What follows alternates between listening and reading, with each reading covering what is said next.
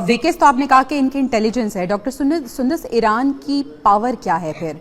और जिस तरह से डॉक्टर शीमा साहिबा भी बात कर रही थी कि जो अमेरिका है वो तवीलुल मुद्दती जंग को अफोर्ड नहीं कर सकता और ईरान चाहता है कि जंग लंबी हो जाए, जैसा कि उन्होंने ऐलान भी किया है। तो फौजी ताकत का अगर हम मवासना करें तो किसके पास क्या ताकत है, क्या स्ट्रेंथ और क्या वीकनेसेस हैं? जी, उन्होंने वजह फरमाया कि ईरान, अमेरिका और इजराइल दोनों ही तवीलुल मुद्दती जंग जो है अफोर्ड नहीं कर सकते, लेकिन ईरान के पास वो सारी टेक्नोलॉजी जिसका वो दावा करता आ रहा था, वो एयर डिफेंस सिस्टम जो कि ना सिर्फ उसके अपने पास बल्कि कुछ super powers like China, Russia, they are supporting, they are backing Iran as well. तो वो ना सिर्फ उसके अपने पास इतनी टेक्नोलॉजी है, बहुत easy, I don't know why लोग काफ़ी इजी लेते रहे हैं ईरान को, कि जैसे उसको इराक समझ लिया था। ना वो ईरान इराक है, ना वेनेजुएला है, मैं हमेशा ये बात कहती हूँ, बल्कि ईरान के अपने पास भी उनका डिफेंस सिस्टम है या उनकी टेक्नोलॉजी है या सिर्फ उनके अपने जो मिसाइल्स हैं। अच्छा, ये बड़ा अलमिया था कि न्यूक्लियर पावर्स होते हुए भी एक मुल्क को अपने दिफा के लिए मिसाइल्स रखने का भी जो है वो हक नहीं दे रहे थे।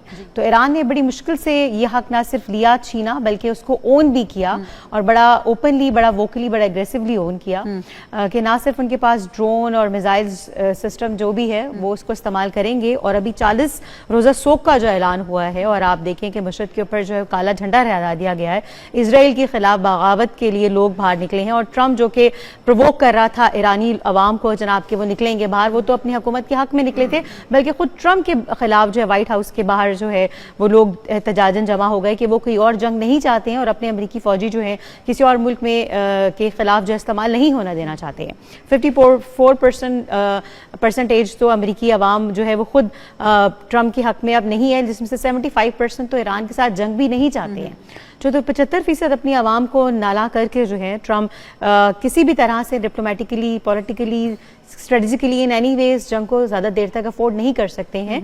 और इसराइल तो बिल्कुल भी नहीं कर सकता है कि 2 से 3 अटैक जो है ईरान ने अगर और किए उनकी हम तनसीबात पर, तो इसराइल आपको कहाँ खड़ा नजर आएगा? अगर उसको अमेरिका बैकअप सपोर्ट ना प्रोवाइड करता या अभी भी ना करे तो इसराइल कहाँ पर नजर आता है आपको? लेकिन ईरान जो है उसके पास जो है ना सिर्फ खुद अपनी फौजी ताकत, फौजी क़यादत, बल्कि जो सुपर पावर्स उसके बैक पर खड़ी हैं उसकी मदद से जो है वो ज़रूर वो करेगा। और आप देखेंगे कि 40 रोज़ा सोक को करने के बाद, अच्छा डॉक्टर साहब, सुपर पावर्स की आपने बात की जिनकी बैक है, रूस और चाइना अगर खुलकर सामने आ जाते हैं किसी भी फरीक की हिमायत के लिए, तो आपको लगता है कि ताकत का तवाज़ुन यकसर बदल सकता है?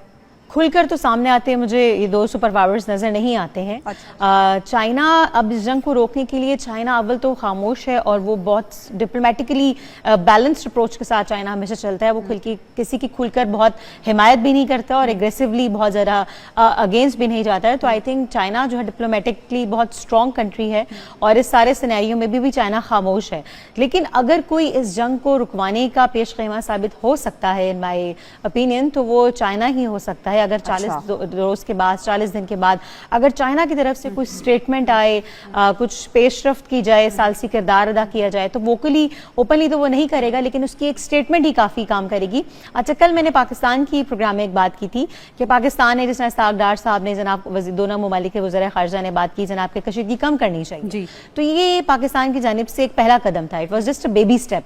लेकिन ये जो सो कॉल्ड गजा पीस बोर्ड बनाया गया था, जो कि वॉर पीस बोर्ड उसको बल्कि कहना चाहिए, तो गजा पीस बोर्ड के जितने भी ममालिक हैं, अगर वो ट्रंप को पुश करें, जिसमें जनाबी मिडिल ईस्टर्न कंट्रीज जो हैं वो ना सिर्फ ट्रंप से कहें कि इस जंग को ख़त्म किया जाए बजाय ईरान के ऊपर हमला करने के, ये इस बात को, it's very sensitive, very tricky कि कतर और यूएई और सऊदी अरब की जानिब से जो भी बयानात अभी जारी हैं, उनको बहरीन, उनको जो है वो ना सिर्फ कोई 4-5 ममालिक हैं, उनको ईरान के ऊपर काउंटर अटैक करने की बजाय ट्रंप को ये कहना चाहिए कि आप तो गजा पीस बोर्ड बनाने निकले थे, तो ये आपने वार जोन में क्यों कन्वर्ट कर दिया? तो ट्रंप से ये बात की जाए, गुजारिश की जाए कि जनाब इसको एक तरफ तो गजा पीस बोर्ड के मुस्लिम ममालिक जो हैं, जो खुद इससे इस वक्त इस जंग का शिकार हैं, वो ट्रंप को पुश करें कि जनाब इसको रोका जाए, कशीदगी कम की जाए। ये भी हो सकता है इस जंग को रोकने के लिए।